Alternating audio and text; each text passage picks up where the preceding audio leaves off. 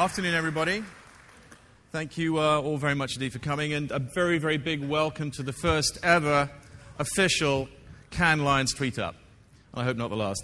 My name is Tony Burgess-Webb. I'm the CMO of Hill & Knowlton. And as some of you will know, Hill & Knowlton is a PR company. And as some of you also know, this is the first time in 56 years that PR has actually been invited to the Cannes Festival. Not that we're chippy or anything about it. So when Philip Thomas, the CEO of Cannes Lions, asked me to put something together for today, to do a seminar, we decided we need to do something pretty special. We wanted a session that would help highlight one of the key challenges to traditional marketing communications, namely social media, i.e. the social networks and social communications tools, which are proving to be the human dimension of the so-called Web 2.0 revolution. Now, without a doubt, Twitter is the hottest communications property around right now. It's a truly global phenomenon. It's changing the way people interact with each other, with events, and, of course, with brands. So I was more than pleased that Biz Stone, the co-founder of Twitter, agreed to come here today. He is, as you will see in a minute, a pretty laid-back guy. Pretty cool. He's an author. He's a polymath. He's very smart. He's a serial entrepreneur. But despite the enormous fame surrounding Twitter, he's retained an absolutely amazing degree of humility and common sense. And I think you'll see that in the answers. So in a moment, he's going to talk about Twitter. He's going to talk about how it's evolving. And he's going to talk a little bit about the implications for brands, some of the things he thinks have worked and maybe others. And he's going to talk for about 20, 25 minutes. Now, after that, he's going to take questions from any of you who can, and indeed from anyone on Twitter worldwide. And here's the address to do it. So, may I just ask for a hands up, so if I can get the glare out. How many people in the hall on Twitter? Hands up. Oh, yeah, I think you're going to get some questions, but there's a few questions. So it's up to you. You can make this a global event. It's in your hands. So, without any more ado, you can stamp your feet, you can whistle, you can shout out loud, but please applaud Biz Stone.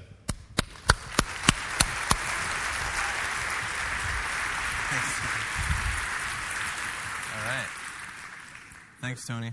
And thanks, Hill & Knowlton, for inviting me, too. This is a really fun place to be. Whew. All right, we got a good crowd. So I wanted to address a little bit. I know we only have so much time before we get to questions, but I wanted to, just in case there are people who don't know about Twitter, I wanted to talk about a little bit about how it got started, what was our inspiration, and then what are the things that happened after we created this little experiment that began to open our eyes and kind of blow our minds. And in many ways, Twitter was teaching us what it was and what it needed to be. And we were just kind of along for the ride, making sure that everything was working and just paying attention as much as we could. So that's pretty much what this is. We started out with a very simple concept. And that was my friend Jack Dorsey, who's a co-founder of Twitter, came to me while we were working at another company, a completely separate company, and he said he was inspired by the away messages inside applications like AOL Instant Messenger and other such applications. The fact that you could look at a glance and see that your friends were either out getting coffee, too busy to chat, feeling sick, whatever it was. And he said, isn't it interesting that you look at this and you get a sense of what those people are up to and what they're doing right now? And he approached myself and my other co-founder, Evan Williams, who together, we had worked for the last 10 years on social media and on Blogger at Google, and we knew about the world of blogging and social media. And he said, is this a compelling and interesting service if you just take these messages?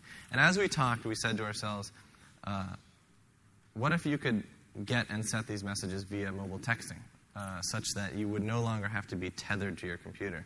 And suddenly it seemed much, much more interesting because that meant that people could be updating these updates wherever they were in the world, whatever they were doing. And that seemed really compelling.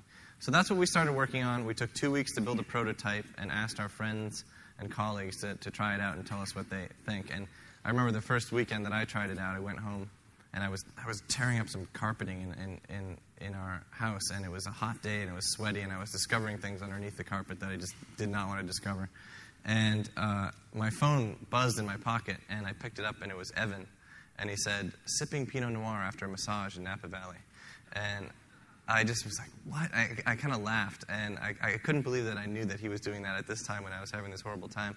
And I loved knowing that. And however trivial it may have been, I loved having that connection with him. And when I went back to work, it turns out everyone had a similar experience, and we knew we were onto something that at the very least was going to be a rudimentary communication system, almost like a social networking, but very, very, very simple.